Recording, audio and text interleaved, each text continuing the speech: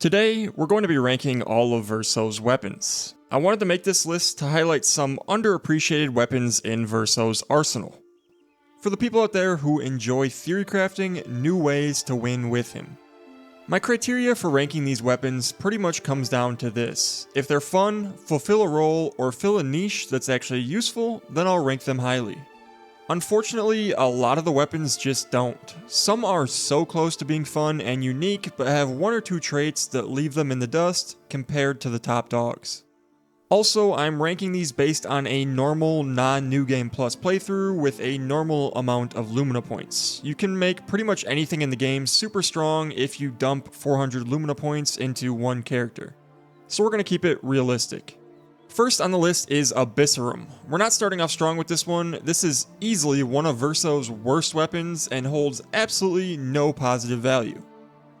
As Verso, your goal should never be to stay in D rank, which with this weapon is basically just B rank anyway, which isn't very strong. There aren't even any skills that synergize with being in D rank, and base attacks are just bad.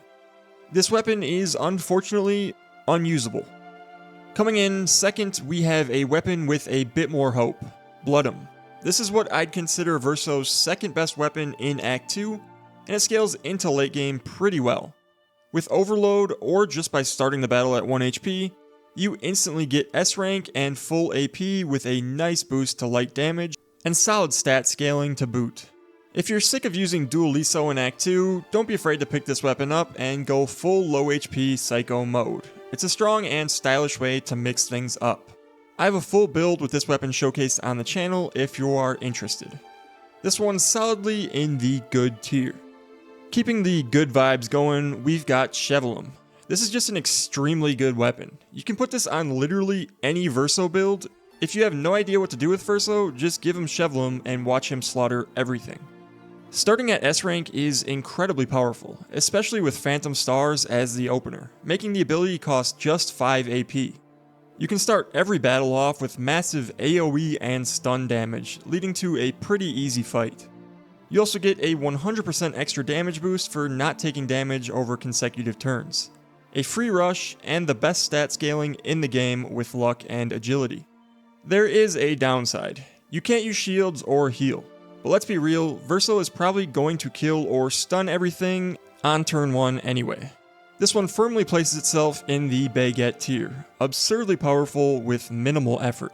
Next up is one of my personal favorites, Confuso. I love using Machine Gun Verso, and this is one of the best options for that. I used it in my all fire team build on the channel. If you're making a burn team comp, having a 300% burn damage boost is essential, and there are only a handful of weapons that do that. This weapon, in combination with Free Aim, Follow Up, and Phantom Stars, is one of the deadliest in Verso's arsenal. It also has some of the best scaling in the game, and arguably deserves to be in the Baguette tier for fun factor alone. But realistically, I'm going to place it in the Great tier, just because I don't think it quite reaches the sheer power level of Verso's weapon Mount Rushmore. And speaking of fun, Contorso is next. Much like Confuso, Contorso is excellent for machine gun builds. In my opinion, it's even more fun than Confuso. Watching lightning bolts rain down on your enemies never gets old.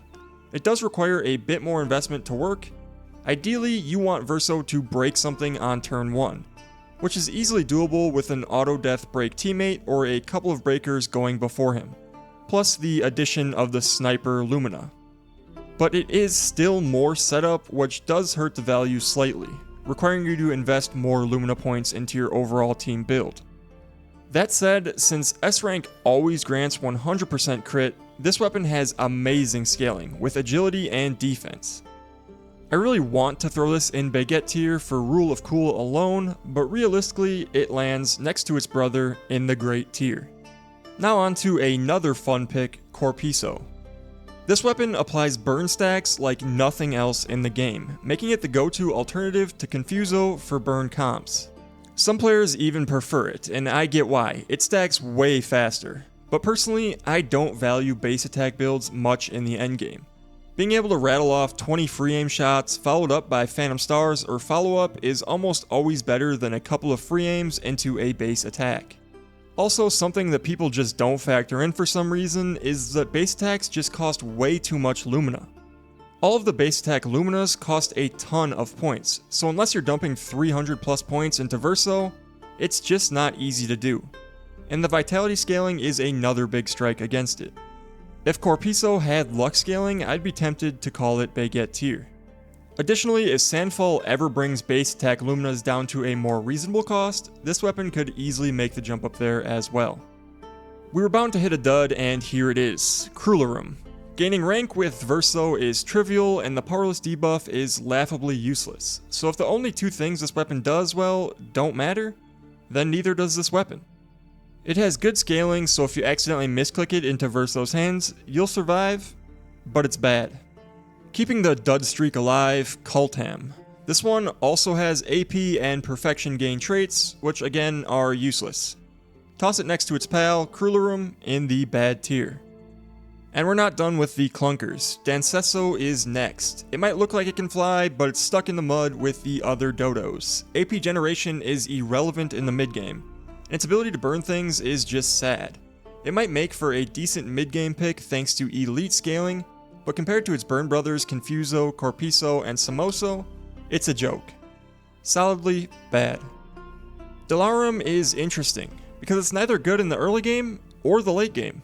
Its passives suck, and it's just not useful. To be more positive about it, there is definitely something here. I think it's super close to being a great Act 2 weapon, but they just barely missed the mark. If the level 10 and 20 passes were swapped, it could make for a fairly decent mid-game weapon, but alas, they put a completely dead passive on it at level 10, so it stays in the dumpster. Now let's get slightly more interesting with Demonam. This one actually makes you think. Alternate between light and physical for a solid damage boost, and it comes with decent enough scaling to support that playstyle. If the damage numbers were just a little bit higher, it could be up there with the greats. As is, it's just average, but at least it's not boring. Next up is Dreameso. This weapon is so close to being interesting, with its counterattack niche, and if you acquired it earlier in Act 2, it could be a very good weapon.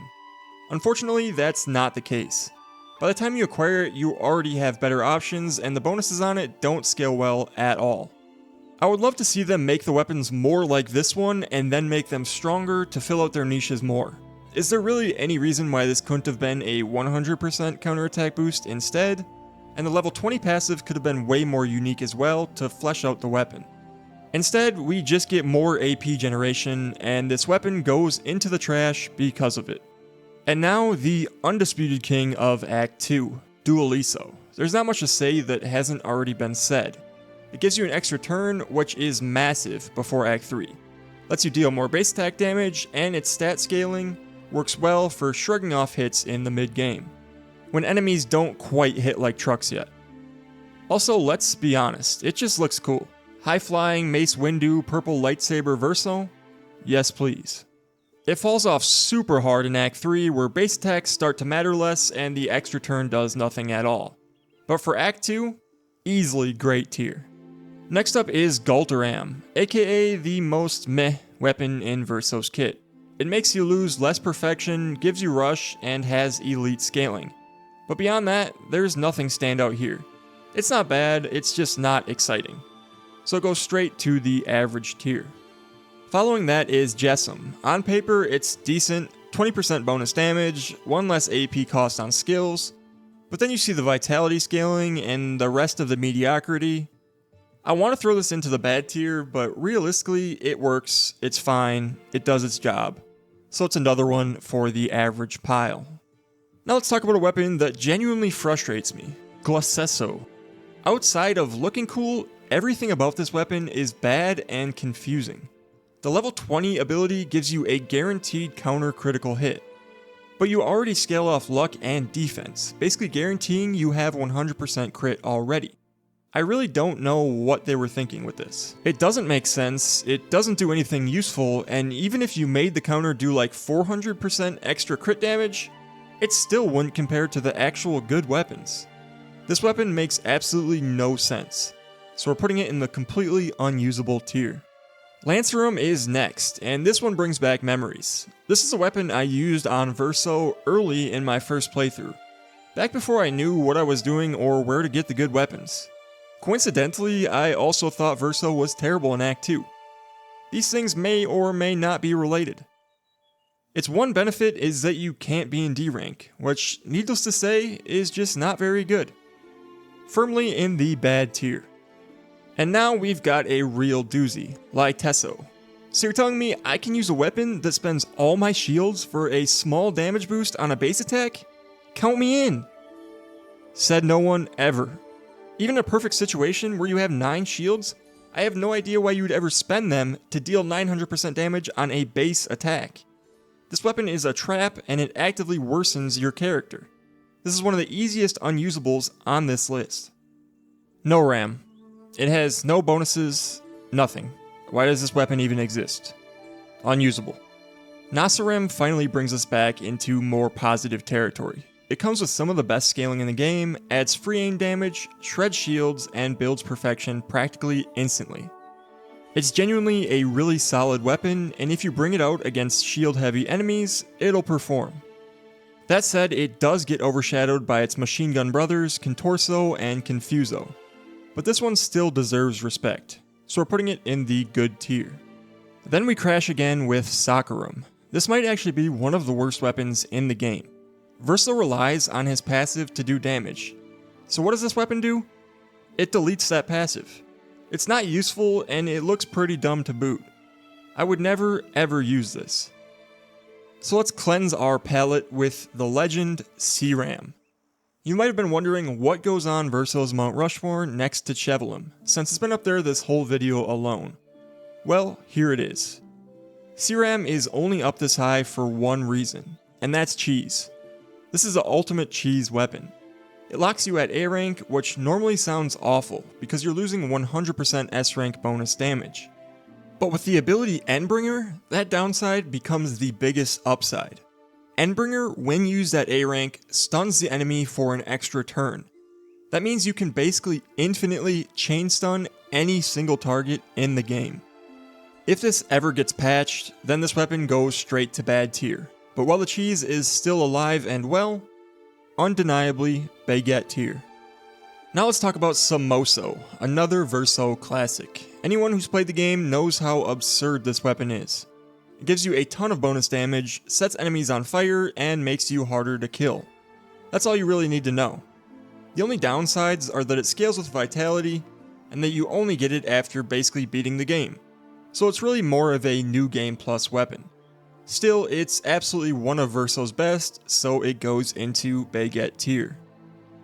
But now we come to what should be Verso's best weapon, Sireso. This would easily be the best support weapon in the game, if it wasn't bugged. At S rank, it gives both of your teammates a 100% damage boost, makes your support abilities cheaper, and builds perfection incredibly fast.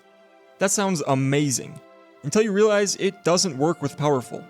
Instead of stacking Greater Powerful and Sireso for a 140% damage boost, it overrides it, and you're stuck at 40%. This is clearly not intended, as one of the passives has complete synergy with the Powerful ability. So not only is it bugged, it completely breaks Support Verso's one job, which is to buff teammates. If and when this gets fixed, Support Verso is going to be insane. We're talking permanent Greater Rush, Greater Powerful, Shell, AP buffs, and a ton of extra free damage. He'll even outshine CL as the best support in the game. When it's fixed, it's going the absolute baguette plus tier. Until then, it's tragedy. Coming down from that high, we've got Tireso. It's okay. Applying marks and powerless, gaining rank fast, that's neat. But it's also reliant on base attacks. Powerless isn't very good, and once again, it scales with vitality. Bad tier. And finally, we've got Verleso. For some reason, I can't understand this is another weapon that comes with no passives. I really don't know why they have these. It's just unusable. And there you have it. That is the full list. If this video does well and you want to see weapon tier lists for other characters, or maybe even ability or outfit rankings, let me know by liking the video, subscribing, and dropping a comment below. Also, let me know if you think a weapon deserves to be higher or lower. I'd love to hear your thoughts on that, and what your favorite Verso weapon is, and what character you might want to see next. Thank you all so much for watching, and I'll see you in the next one.